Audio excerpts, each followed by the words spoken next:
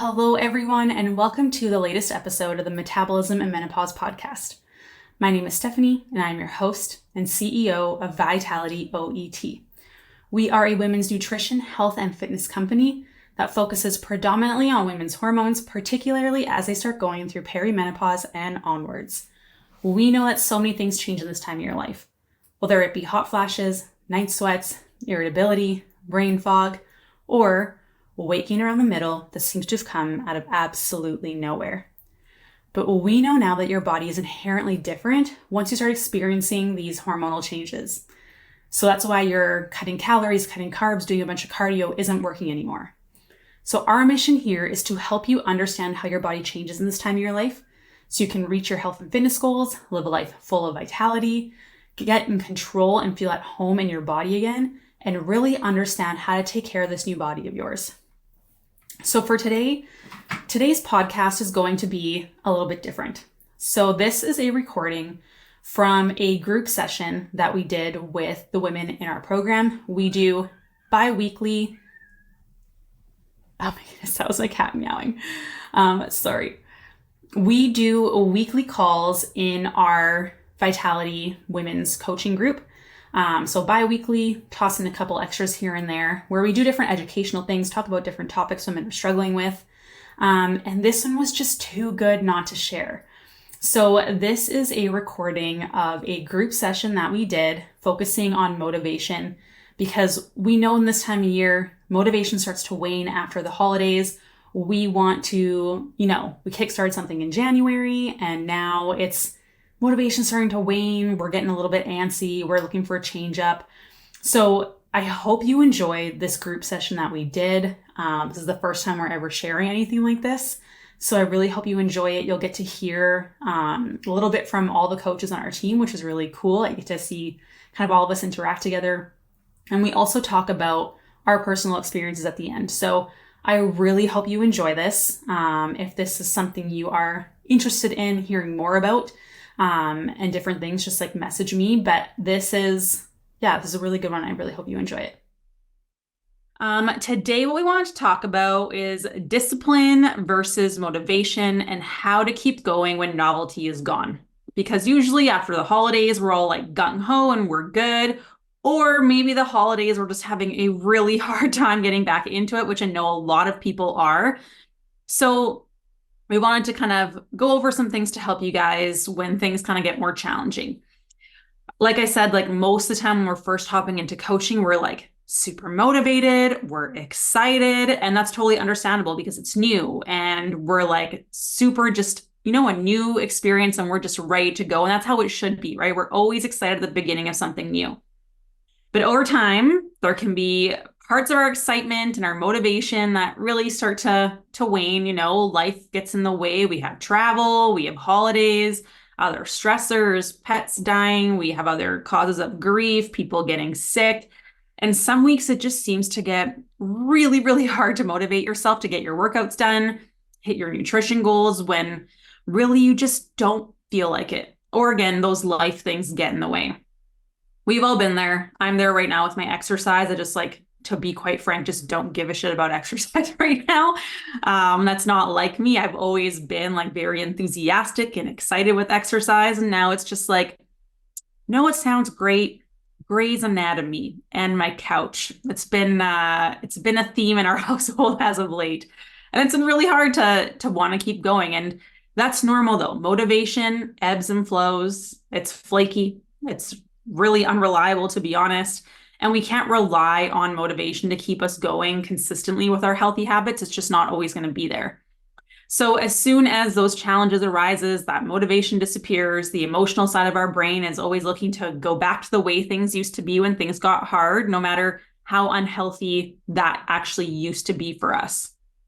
So again, healthy habits can be a lot more work than what we're used to doing before we're doing this journey for sure.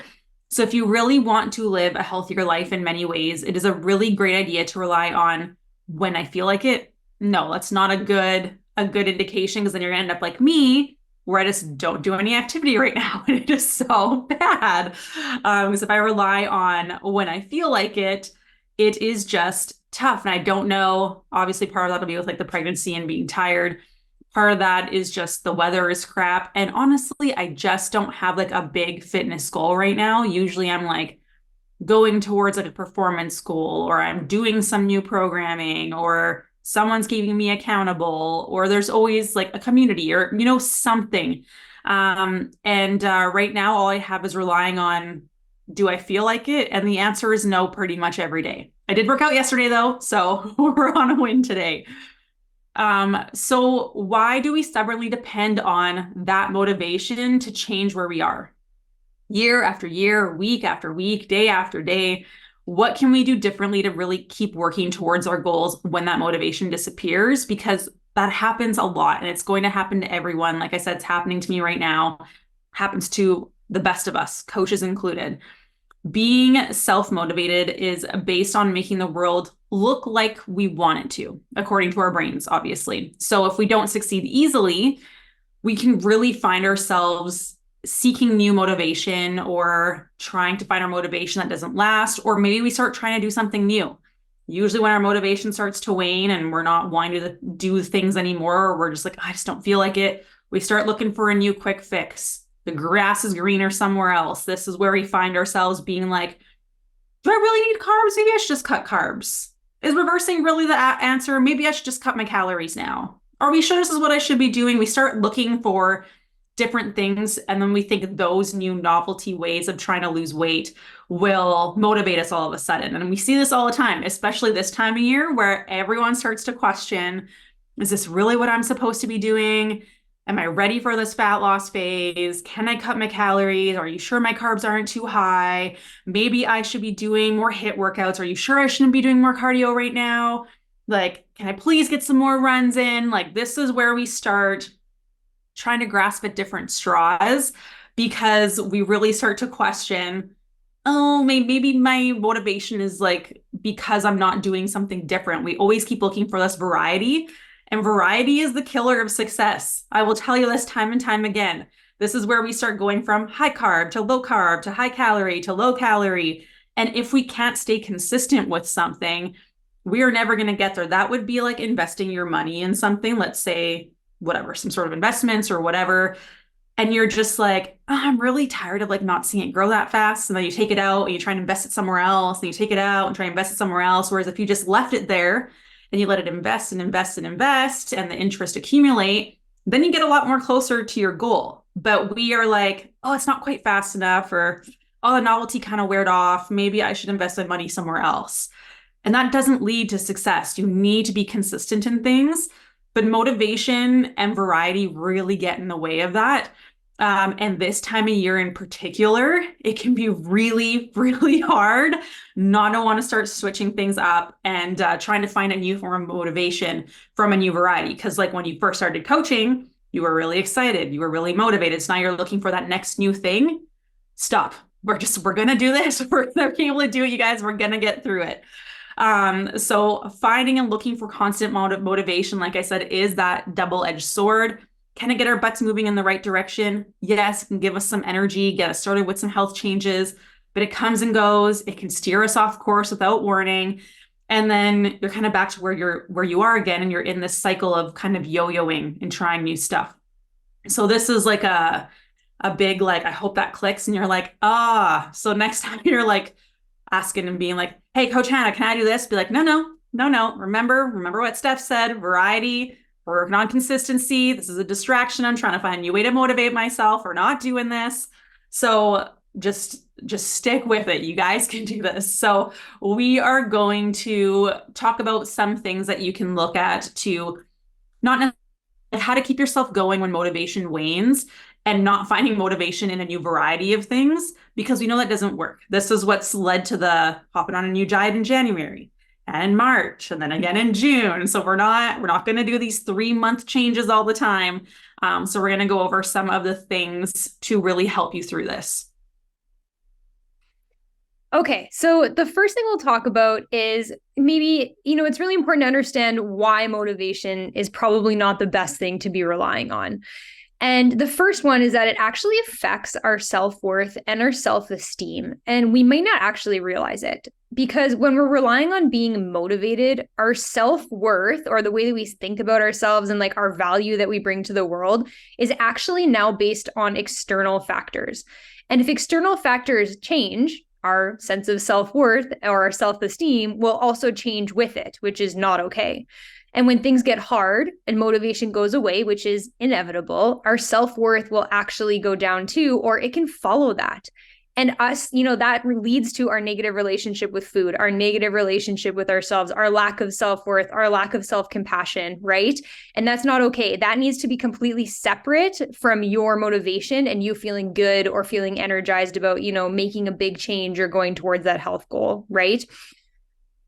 The other thing is that you will experience what we call gaps. And these are gaps in motivation. And these gaps in motivation can actually make us feel disconnected and can really tap into our anxieties or our fears of failure or reasons for not staying the course for any length of time that we kind of logically know we should, but we just kind of don't feel like it when life comes up. So any length of this gap in motivation can lead to more fear, more anxiety, more worry, and more of these negative thoughts that can actually break your really positive habit streaks or your habit chains. And it can also really affect your growth mindset that you've been working so hard to develop. So basically, motivation is part of almost like a fixed mindset. And we know that growth mindset is like the recipe for success. So making sure that we are not relying on just motivation is also part of that. Another thing that it could do is it can encourage us to be more reactionary, which we also don't want. Motivation is what we call reactionary. It's almost like immediate gratification, right? It is almost what we would consider kind of reflexive. It relies on that immediate gratification, as I said. So by definition, it actually encourages us to focus on something temporary and something unwanted and not something that's going to be like long-term. And it doesn't help us utilize that delayed gratification that we do talk about a lot in the coaching, right? And that delayed gratification is really important, not only for discipline, but for long-term success and long-term health. And this motivation, it only really relies on immediate gratification, which doesn't help teach us patience in our journey, which we need, which is also really important for that long-term success. And I tell my clients this a lot too. We always overestimate what we can do in a year, but we underestimate or we don't even think about what we can do in 5 because it's way too far away. The other thing that motivation kind of causes is we have to remember that motivation is driven by others. So just like that external factor with our self-worth or our self-esteem, the opinions and values of other people can drive motivation for a lot of us, which is, again, it's not intrinsic, so it's not going to last. This means that we actually might be jumping to the tune of other people's needs or other people's opinions and not our own. And this is, more than just your health journey. A lot of people do this to try to make their own choices and they rely on everybody else to give them opinions on what they should do instead of actually asking themselves what they want, right? And when something happens or someone says something, maybe negative, it can fully derail us immediately from continuous action or success. So think about something that you may have been super excited about before, and you go and tell somebody that you're super excited about this thing, and all of a sudden they're like, that's kind of stupid. And like, do you remember how horrible you felt as soon as someone said something negative about what you were so excited in? It's definitely not fun, but it's just an immediate way that you can probably squash that motivation. And of course, then that's going to end up killing all those positive habits that we've been trying to build and just discouraging you from moving forward. A really good example of this is doctor visits, because the number of you that reach out after a doctor visit and are like, I don't know if this is right anymore. Like, you are raving to us prior to this of like, my energy's so good. I haven't slept like this in months. I feel healthy. I'm getting stronger. And then you go to the doctor. And the doctor makes a stupid ass comment of like, you should really try and lose weight. You should probably cut your calories. You should probably do some more cardio. And then you leave, you feel absolutely horrific. You are doubting everything that you have done to this point, which you have been doing amazing at and feeling great. We can see your health is improving, but you let that one conversation with that doctor eliminate every sign of progress you've made so far. And this happens literally all the time with like all the women that we work with.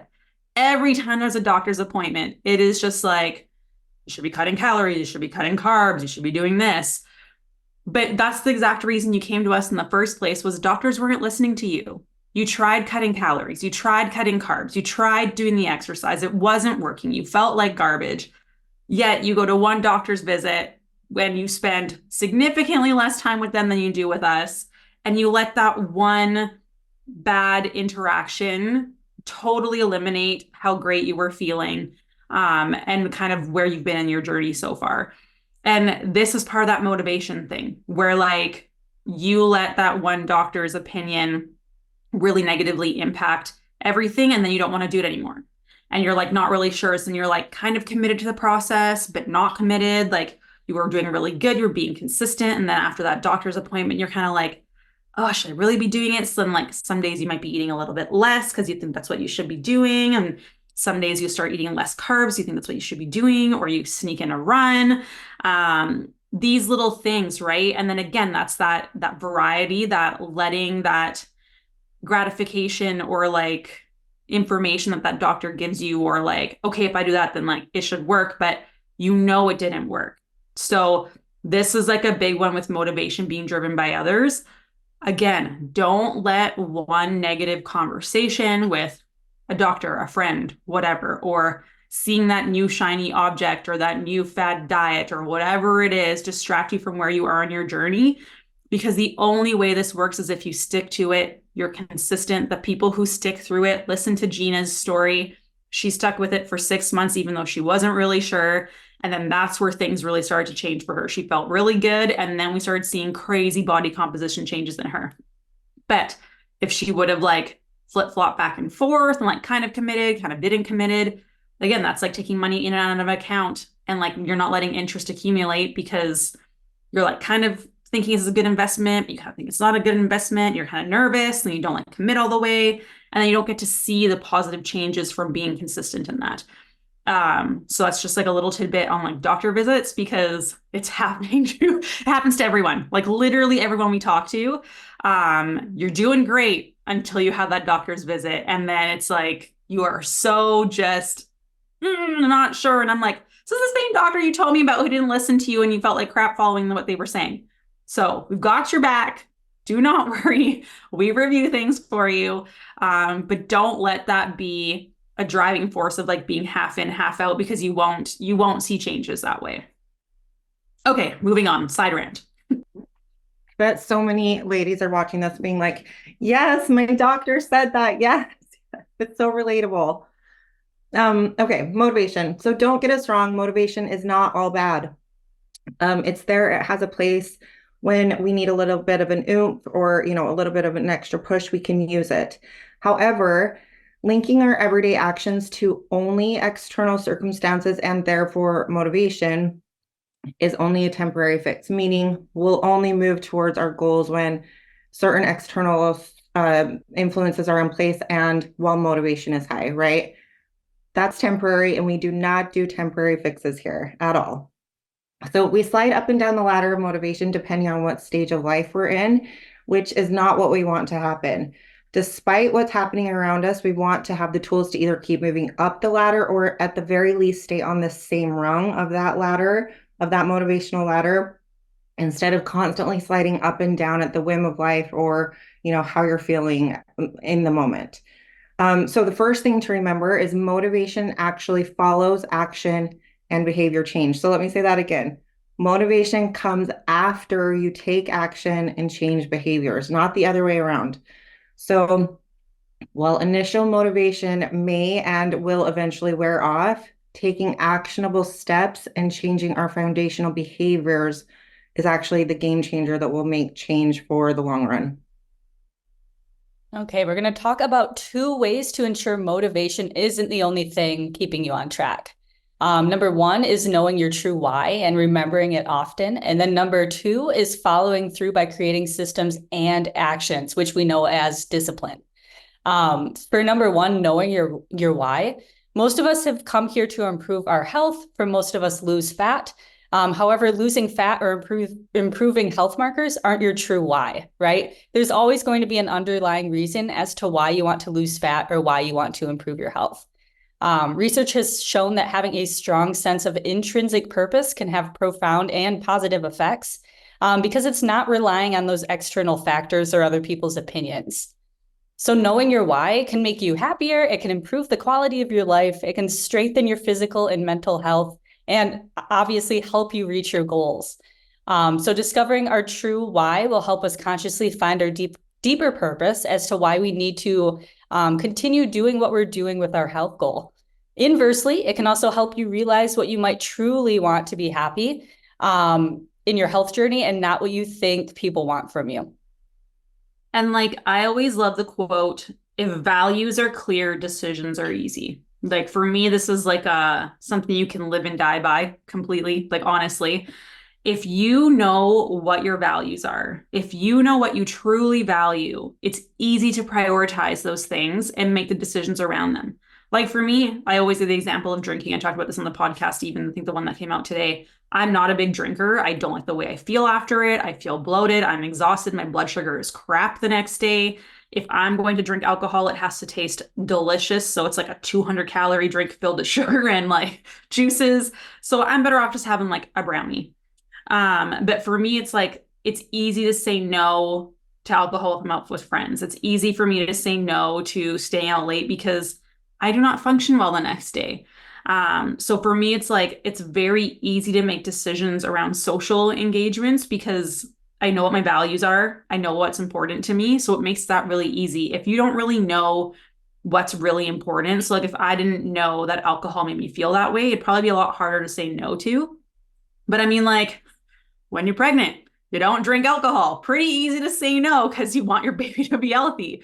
Value is clear, decision is easy. But when it comes to our health and fitness, it's usually not that clear. So you need to figure out exactly what it is that you value, why it's important. And then if you don't do those actions that you want, you have to figure out why that is. Like, what is the thing that's not, it's not important enough, to be honest, is what it is. Or you're like tapping into an instant gratification instead. So you have to figure out, why did I not make that decision? Why was that decision not important for me to like keep? Why was that promise to myself not important to keep? Because until you figure that stuff out, it's really hard. And yes, we all have physique goals, but you need to dig down deep a little bit more to figure out, okay, why? Because that's going to help you succeed. So you might ask yourself, like, well, how do I do that, right? How do I sit there and figure out what my values are, what my whys are, what's behind it? So you could sit and think about these questions. They're all really, really important. And these are examples. They could be totally different than the ones that you have. But these are ones that we hear most often. Why do I really want to lose weight? Maybe your answer is, I really want to fit my clothes. Why is that important to me? So that I feel good and I can wear my favorite shirt again. So why is that important to me? So that I'm more confident and I have more energy. So why is that important to me? So that I can feel ready to take on what life might bring and to keep up with family and friends. So why is that important to me? So that I don't miss out on living and to enjoy shared experiences with my loved ones. And so why is that important to me? So that I have a deeper, more connected relationships with the ones that I love and have a more joyful life. So they all kind of build on each other. And as you see, it's like layers of an onion. You start to peel them back, right? And we kind of get to the real reason why.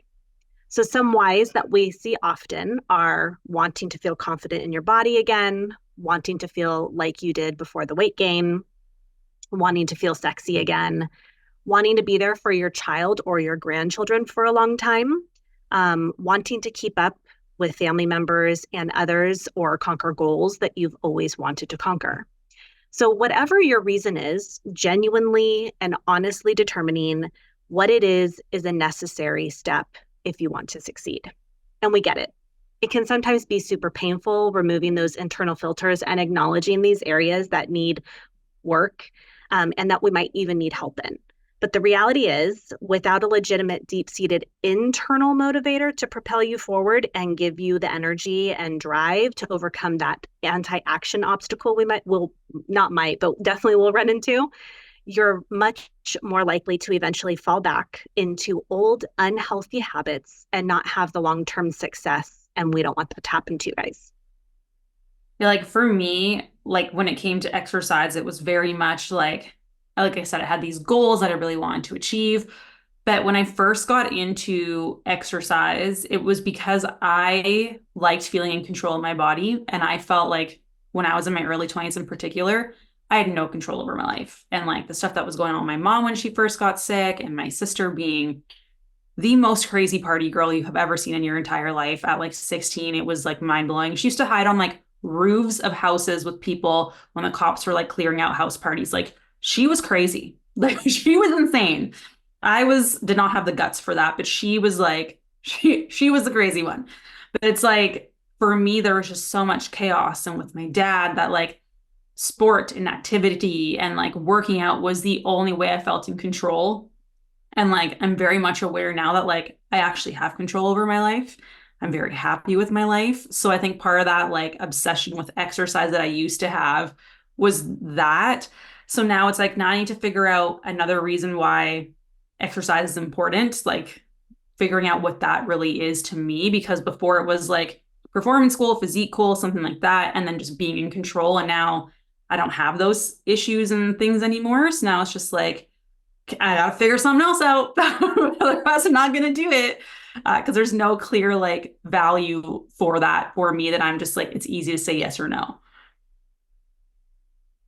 I love that. And I think it's really important to do these exercises because I've had clients realize that they don't actually need to be chasing this number they thought that they wanted to chase either. And, you know, some clients they were like, there was like this specific number they wanted on the scale or this specific amount of weight that they wanted to lose.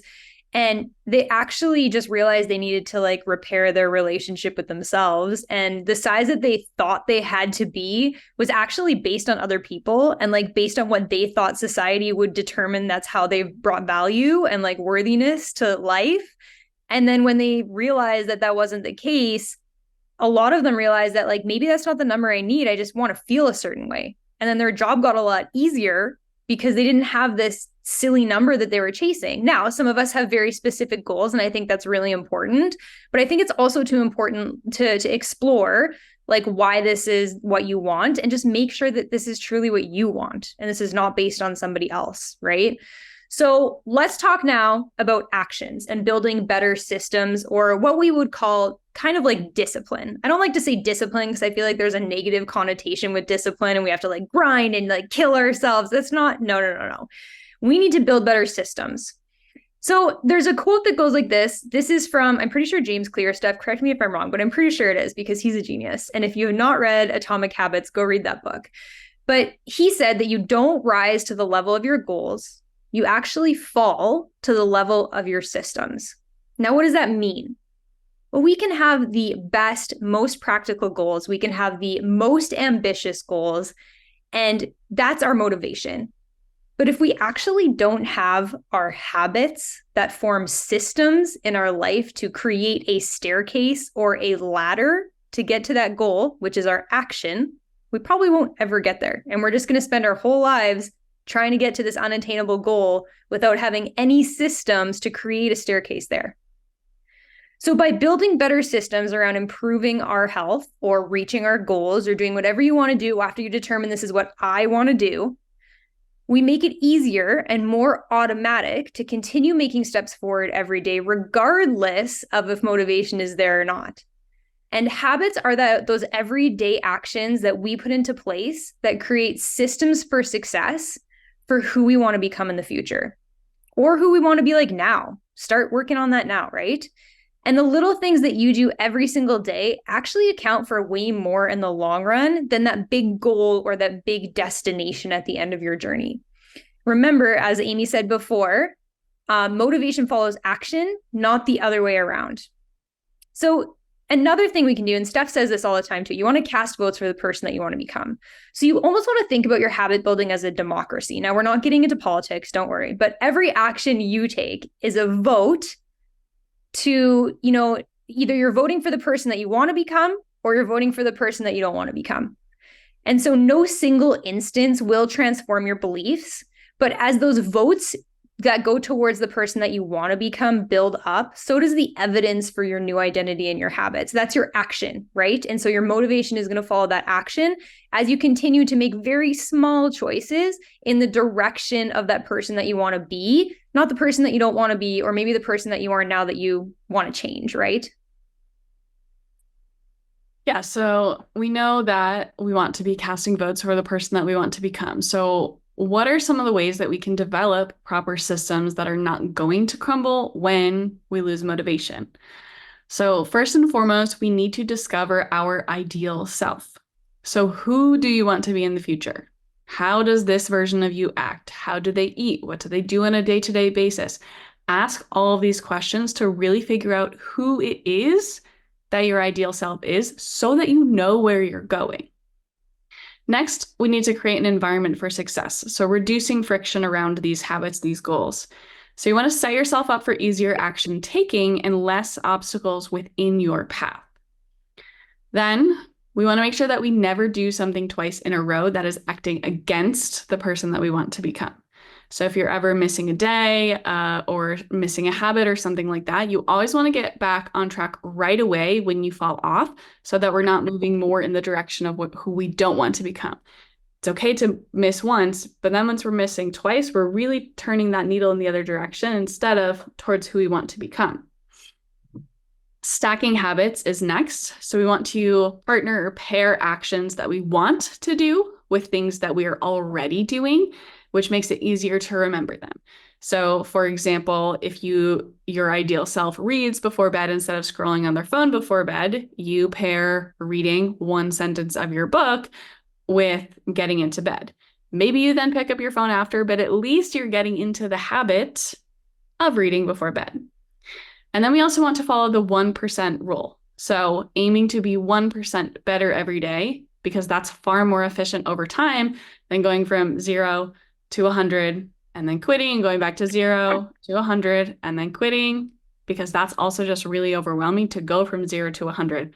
So go from 0 to 1, 1 to 2, 2 to 3, and continue like that.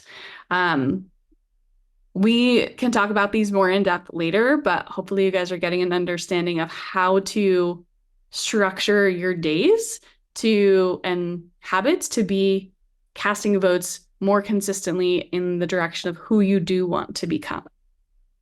Yeah, like the whole ideal self thing, this is like dressing for the job that you want to have. So you've always heard that it's like you want the promotion, you start acting like the person who's already promoted. You start dressing like the person who already has that job, because then you're that natural shoe-in for when that promotion comes up. It's like you're the obvious pick. It's the same thing with our health and fitness goals, that we do not think about it. So it's like you just start acting like the person who does these things already, who is already fit, who is already at that goal. What is their life like? You start acting and dressing for that job already, which I think is really important, because like, it's like, oh, well, I'm not quite there yet. It's like, no, like, who do you want to be? What is this like job you want? This like persona? Like, how does that person talk to themselves? What does their morning routine look like? What do they do before bed? Are they tracking their food? Are they planning their food? Are they communicating well? Like, do they have good boundaries?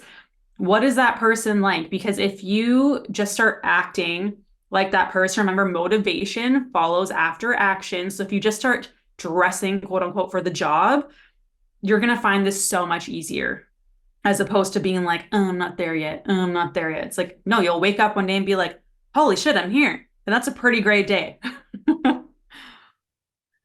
So just a quick note on delayed gratification. So if we know that motivation equals instant gratification, then discipline, or the action that we take and the systems that we put into place, that equals delayed gratification and long-term success. So here's an example. Most of us don't brush our teeth twice a day because of the immediate gratification of clean teeth, although some people love it. I personally do love that. We brush our teeth in order to prevent cavities and future issues like bad breath, stained teeth, additional health problems, or if you're like me, you just want the approval of your dentist. We don't rely on motivation to brush our teeth every night, right? No, because it's a habit that we have built in order to prevent long-term issues like gingivitis and cavities. The same goes for healthy habits. Sometimes the delayed gratification is way more important than the immediate reward we may get by doing the opposite. And recognizing this is huge. For example, getting to the gym every day may seem like a huge chore because it's way easier just to stay at home on the couch watching Netflix, right? But the feeling afterwards and the steps you're making toward who you want to be in the future will be way more gratifying in the long run. All right, so let's talk about when things get tough. So what can we do when things are already tough and we need to get out of that rut? Bad days or weeks are inevitable. In fact, in the coaching world, a lot of the times we say that bad weeks should be expected because they can and will happen, and it's important to be prepared for them. For some reason, we expect perfection with a nutrition and health journey, but there are a few other things in our life there are a few other things in our life that we expect to be perfect at all. So like, you're never going to be perfect at your job, right? You're never going to be perfect at parenting, right? It's all a learning process. So why do we put so much pressure on ourselves to be perfect with nutrition? We really shouldn't. In fact, setbacks and failures and how we deal with bad weeks or hard times is a key determinant to our success, because it's super easy to stay on track when things are going great, but it's not as easy to deal with things when life is throwing curveballs left, right, and center. These small hiccups don't make you a failure. They make you human. The most successful people in the world slip up on their habits too and fail a lot more than people who are less successful. What separates them isn't their willpower or motivation, it's their ability to get back on track quickly. So there will always be instances when following your regular routine is basically impossible. You don't need to have superhuman willpower. You just need strategies that you can pull yourself back on track. So habit formation hinges on your ability to bounce back. Okay, so with that said, we have some strategies you can use to get back on track and bounce back right now or to get through a bad week. So the first one, and this is a favorite of me when I'm talking with my clients, is giving yourself some grace, right?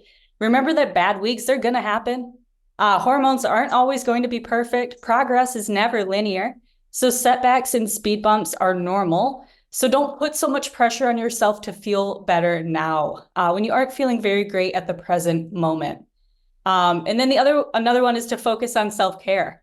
When times are tough or we aren't feeling our best, taking care of ourselves or putting ourselves first is the last thing that we want to do, right? However, when you're feeling down, you're out of the regular loop, this is the most important time to do it. And then schedule self-care if you're not up to doing it yourself. So this could be like a massage, acupuncture, maybe a spa day, sensory floating. If you guys haven't tried that, I haven't, but I know people love it. Those are all really helpful. They hold you accountable to getting through with the appointment, right? And then be prepared to fail. We want you to fail with us, and we're here to guide you through it. You fail forward, you learn from it with us, and then we help you figure that process out. And then we want to establish minimums or anchors to get through those tough days. So while in this coaching program and in your life moving forward, it is important to, sorry, my dog is shaking back here. It is important to have anchors in your, and she's wearing a jacket, so it's wild. Okay.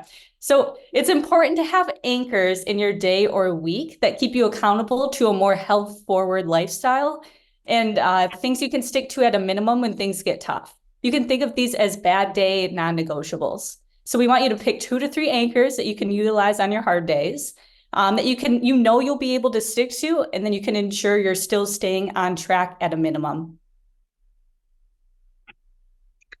It's okay, Beth. My dog was just chewing on a really big rubber ball over here. So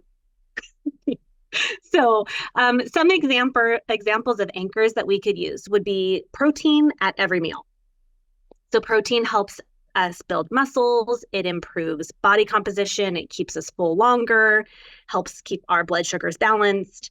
And, we'll typically have a specific protein goal that we will give all of our clients that we work with.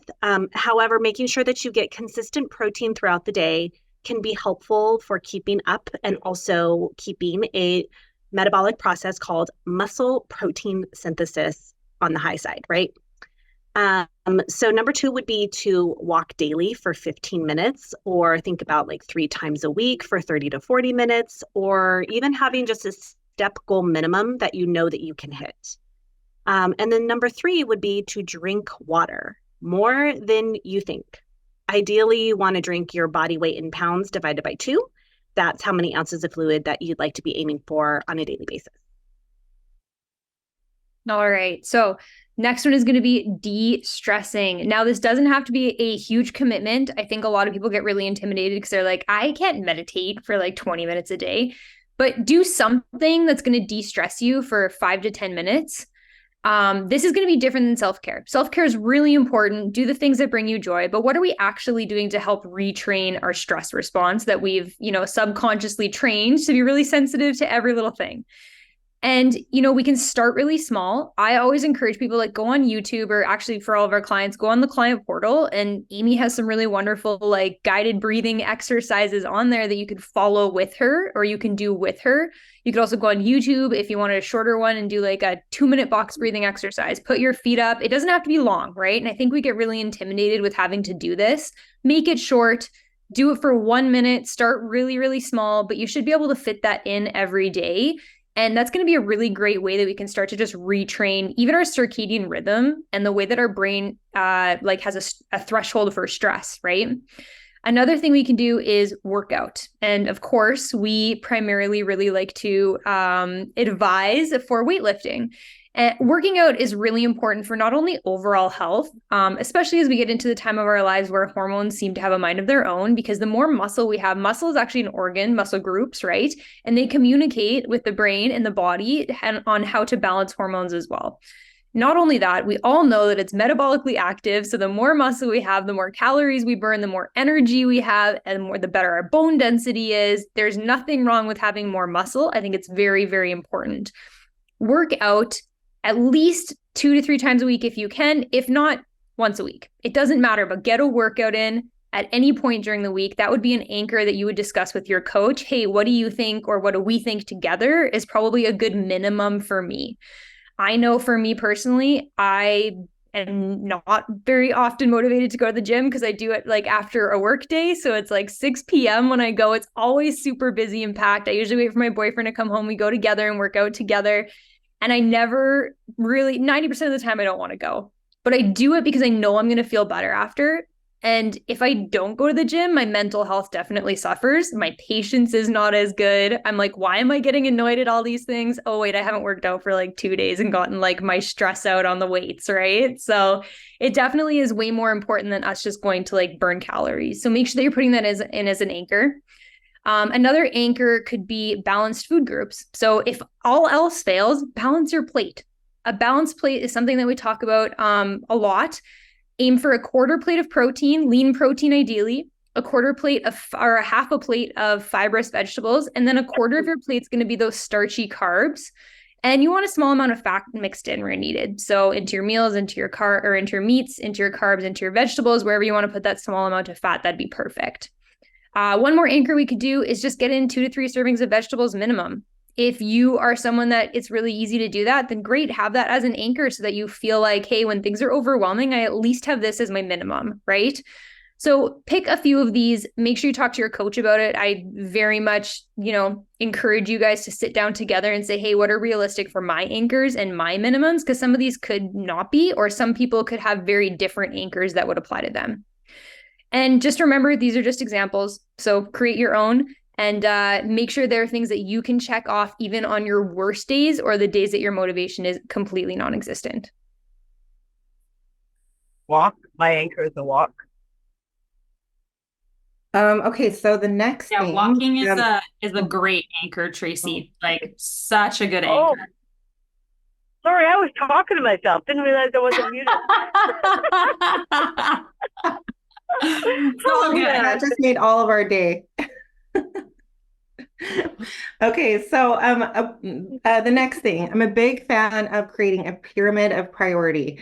So when things get tough or when life gets hectic and we feel like we don't have the time or the capacity to fit everything that we want to in, we have a million things that we can do to improve our health.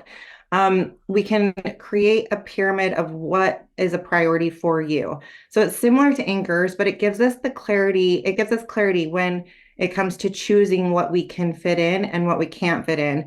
and which things we should prioritize to feel our best, even when we can't do it all on some days. So I think that how we verbalize this too to ourselves and to other people about ourselves is super powerful. So anytime we feel tempted to say, I don't have time for something, I think it's powerful to replace that with, that's not a priority for me, instead of I don't have time for it, because it does just that. It puts the power back in your hands. So let's see. So you should talk to your coach about and kind of evaluate what your pyramid of priorities should be. But an example of this would be number one, sleep and recovery. This is huge. It should be everyone's number one. Sleep should be the priority here versus going to bed late to fit in a workout, for example. If you can prioritize that, then you can move up your pyramid to the next thing that's most important to you. So maybe the second one is hitting your calories. So if all else fails, the priority is on hitting your calories instead of maybe hitting all of your macro targets. Just hitting your calories consistently. The next one is maybe we've got that nailed. We then move on to focusing on calories and protein. Maybe the next one is steps and activity outside of exercise, and then de-stressing and self-care and being intentional with your exercise and your workouts. So remember, your pyramid of priority could look completely different based on what your body needs. So just talk to your coach about writing your personal pyramid together so you can properly prioritize your habits and your health around your busy weeks or days that you are just exhausted. We don't want to be napping on the couch if our priority is movement. And on the other hand, we also don't want to be sacrificing sleep to get in a workout if the priority is rest, right? So we can have some conflicting things there. Remember, nothing changes if nothing changes. So it is a lifestyle. It's not just the next 6 months of your life. So establishing healthy anchors is essential to creating a foundation of success. And that way we're not relying on motivation to always get you through. So I think this was like a training that has a lot of information in it. So I highly recommend you take some time to go back and ask yourself a few of these questions. So what action can I do that's going to start up my momentum? So what is that thing? If you're starting to feel unmotivated, don't be looking for the grass is greener. This is a time to talk to your coach and be like, oh, I know I'm at this point. I need some help. Maybe we'll like set a new like workout goal for you or things like that to still move you forward. We're still working on consistency, but adding variation in a way that's still conducive to your goals, as opposed to you just completely going sideways on us. It does happen. What is your deep-seated why? This one is super, super huge for you guys. And then what are your 3 minimum anchors that you know you can accomplish on your worst day? For me right now, my deep-seated why is obviously trying to grow a healthy baby and be able to still do all of this. So my priorities right now are sleep and food. Those are like my two, that's my like pyramid right now. It's sleep is number one, food is number two. If I have extra, then I'm doing my workouts and things like that. But those are my two priorities, because turns out growing a baby is very exhausting. So sleep and food are the most important things. Food is something I've been struggling with because I can't eat the way I usually do because this baby freaking hates chicken. And chicken is like my favorite food. Chicken is the way I get my protein in. And I've had to really change my eating habits. I can't eat as much at sittings as I used to because I was used to having like 2 big meals and then like a couple snacks here and there. I can't do that anymore because my digestion is so freaking slow from all this progesterone in my body that food just sits here forever and then I feel like garbage. My digestion is just so sluggish. So now I'm learning to have to eat differently than I usually would. For me, having high volume foods that are lower calorie, I can't do anymore. Like I can't have big salads because it just will sit here forever and I will feel like garbage. So I'm needing to have more like calorie dense foods, higher fat, like yogurts and stuff like that, because I can't get the food in because it just sits there forever. So for me, it's been navigating nutrition in another way, but still making sure I'm getting what I need and then sleeping a ton. So that's like my deep why. I'm learning curve, just like all of you are learning different ways from eating and how to support your body in different ways. So like sleep recovery. I'm doing feet up a ton just to try and get digestion moving faster and helping with the bloating that happens. And just really trying to focus on eating enough food, which is like tough. I'm at a point where I'm even like drinking some calories because I just can't get it in. It's driving me crazy. So I know how you feel when you're super hungry in a reverse. Because I mean, I always ate a lot of food, but never had issues. Now my digestion being so slow, I'm like, want to eat and it looks super delicious, but I get halfway through and I'm like, nope, can't do it. I would go get an ice cream and be like, have no problem eating it. And it's taken me like 4 days to eat a small blizzard. Like it's taking forever. So it's different for me. And that's why my activity has changed a lot too. It's like I want to be active for baby, but at the same time, if I'm super tired, I'm going to nap over working out, still trying to get some movement in, but it's different and that's okay. It's a different season.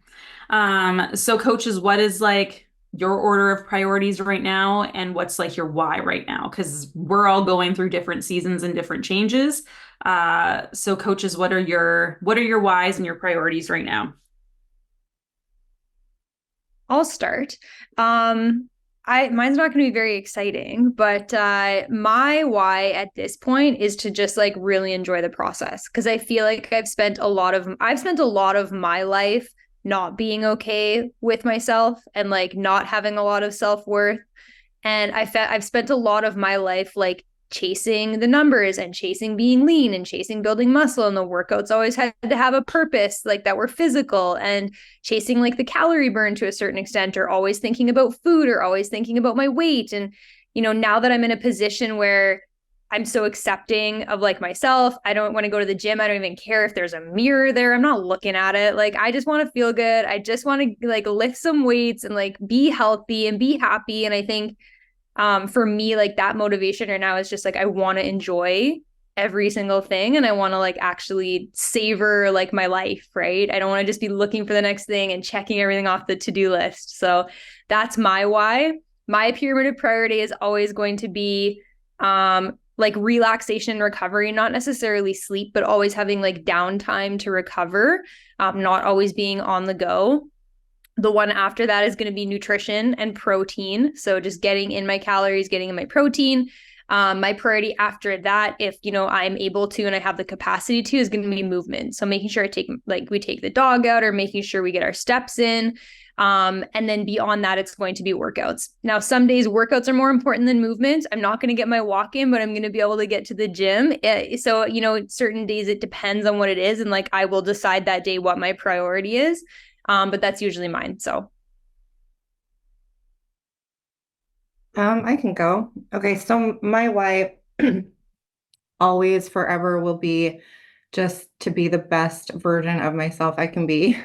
I am pretty open with my clients. If you're my client, you know probably that I have struggled with depression in the past. And when I get to that point, there are 5 questions that I always ask myself.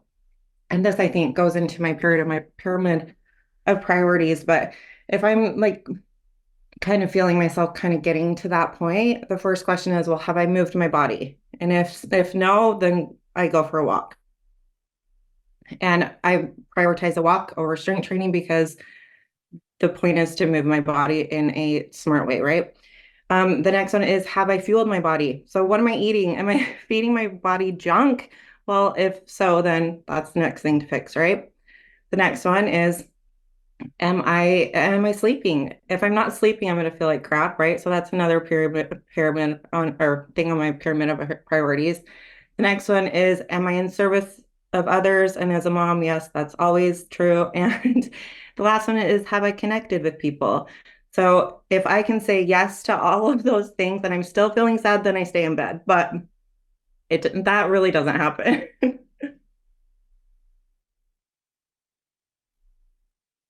I can go next. So I, kind of in a similar way to Kiriana, I think just like on an aggressive scale, I have spent a lot of time in my life really like seeing how little I can eat, right? How little I need to actually survive, right? That's not why would I do that, right? So I spent a lot of time doing that and over exercising, right? And I think a lot of us kind of have been in the same boat as far as that goes.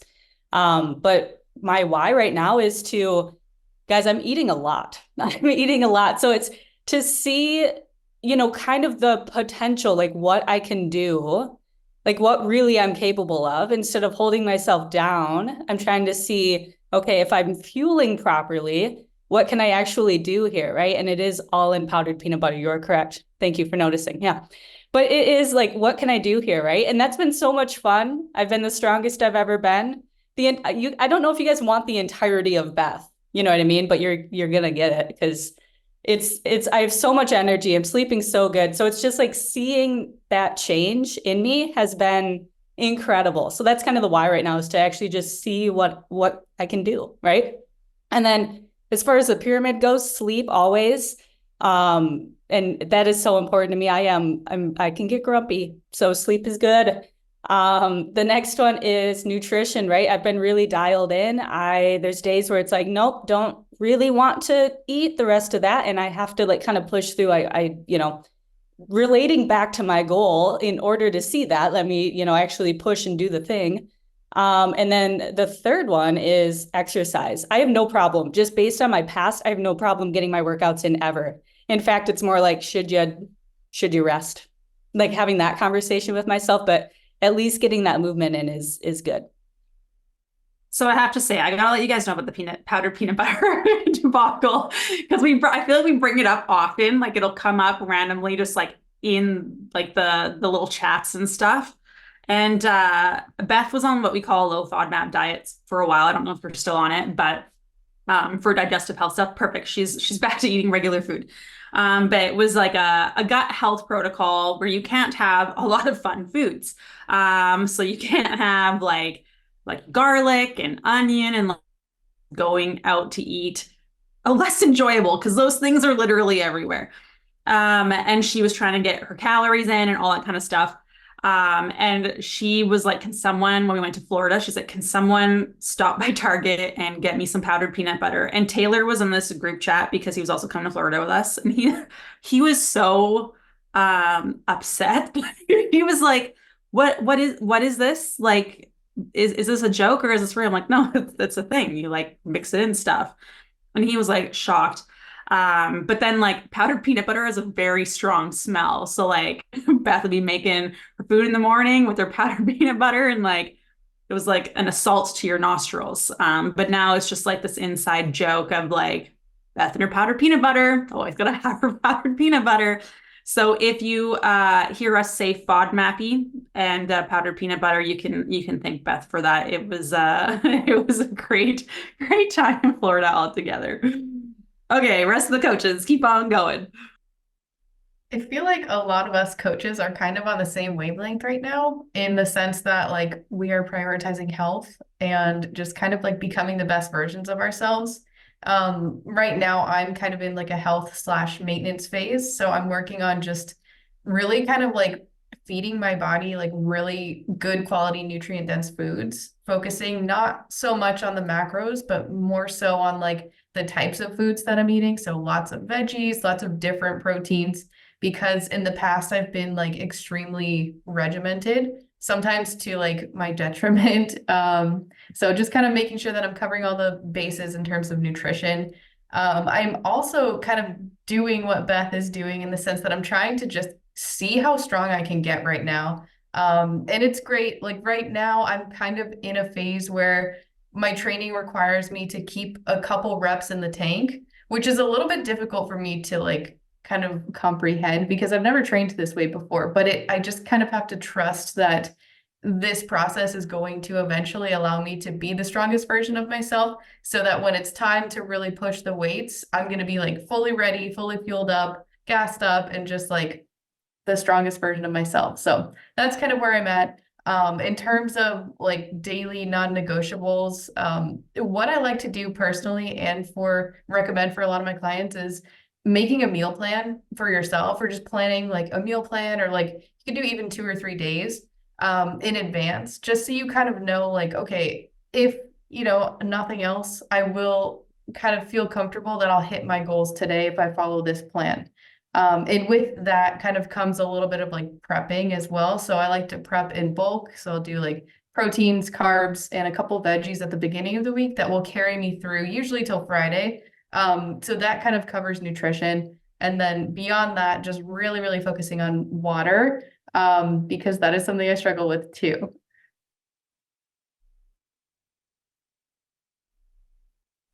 I can go next. So I have two whys that are really big to me right now.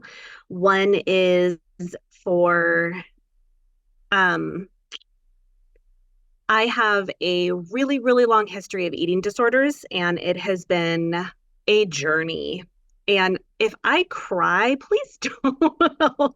I'm gonna cry. But I have a really long history of eating disorders, and I have three daughters. And the way that I speak to myself and have always spoken to myself and about my body and how I have treated myself with food is not what I want to pass on to my kids. So it has been started a couple of years ago where it really hit me really hard that I needed to change the way that I treated myself and spoke to myself and ate and all of the things, so that way my children would see that, right? Because I never allowed them to hear anything like that. I talked to them in a completely different way. And it was like, why am I talking to my kids in a different way? And why am I not talking to myself that way? And then my second why kind of ties in with that is for the last 11 years, I have run my poor body into the ground in service to others. I'm a mom. I have done birth doula work where I've been on call for literally almost 11 straight years of my life, meaning I never took vacations. I was up sometimes for 48 hours at a time, gone from my family, and just really, really intense work. And my adrenals, not super happy. And so it's really time for me to actually take care of me and learn how to slow down. And as Hannah and I had a conversation yesterday, not put the gas just completely on everything all the time, and to learn how to take some time for myself. And that's been a really, really hard thing because I always feel guilty for taking time for me. But I also want my children to learn that they need to take time for themselves. So those are my two big whys, and I'm working really, really hard, and it's very, very hard for me to do that. And then my pyramid is sleep, always number one, just because my sleep has been garbage for years and years and years. And then the second one is usually my nutrition, just because I have to make sure that I'm actually eating enough, because for me, I typically tend to go the opposite way where I just don't eat enough food. And so it's really important for me to make sure that I'm feeding my body well every day. And then the third one for me should be relaxation, but it's not. It's movement, but also movement meaning it could just be getting a walk in that day. And that's also de-stressing for me as well. So I know relaxation should be up there in my top three, and it's not, and I'm working on it. All right, I will go. I think I'm the last one. So my why for a really long time was performance. And I thought going into this year, it was still going to be a performance. And I am in a phase right now. It's been like a month where I'm just like, I don't know what I want from movement. I've been having a really hard time with like going to the gym. I'm just like, I don't want to be in the gym for over an hour, but it's a 25-minute drive. So it doesn't make sense for me to be there for less than an hour. So I've just been trying different things at home. I am going to get like a month-long pass for yoga classes and just like see what feels good right now, because this is not something I've really ever done. I've just been like, what feels good? I've been like, this is the plan, I'm doing it. If I don't do it, I'm beating myself up for it. And so now I'm trying to be very nice to myself and just see what comes my way, because my goal can and likely will evolve from that. But it's allowing me more space to have purpose and apply energy in places that I have been neglecting, like relationships and other areas of life. And I'm okay with that. it's not like my biggest priority, but of course, then like health, of course, is this thing that impacts everything. So what do I do on a daily basis to make sure I'm healthy? Water has become very easy for me over the years. Sitting on the couch in the morning, drinking water and a cup of coffee so that I can poop in the morning, because when you don't poop, life does not feel great on a day-to-day basis, and I'm cranky. So I'm trying to not be cranky with allowing myself that time. So those two things, and then eating at least 3 meals a day with balanced plates. Those are my 3 things right now, and just seeing what comes my way with movement. So as you can see, we all have some pretty different priorities right now. A lot of it is just on health, like hugely, as you can see.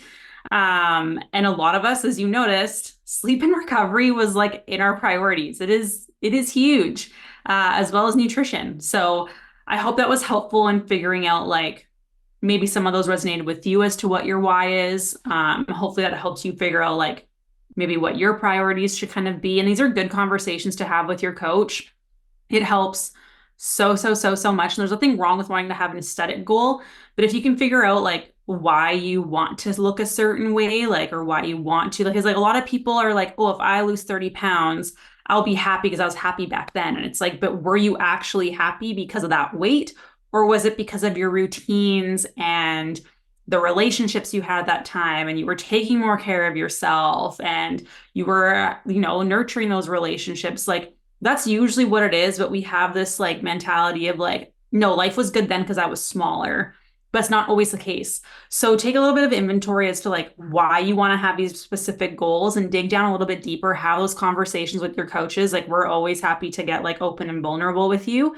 I know this was a little bit longer, but I feel like this is a really good time to have this conversation, because January can be tough, especially when we see other people trying these new shiny things and they might be losing weight quickly, but they're going to gain back anyways. So have these conversations, know you're on the right track. If you had a bad time with your doctor, let us know and we will happily let you vent and be on your side. I always say if I could call doctors and tear them a new one, I would, but ethically that's not very well received, and I don't think they would answer the call anyways. But if I could, I would do that for you all in a heartbeat. Have a good rest of your Thursday. Have a great weekend. If there's anything we can do to support you over the weekend, just let us know. That's what we're here for. And we will all talk to you soon. Bye, everyone.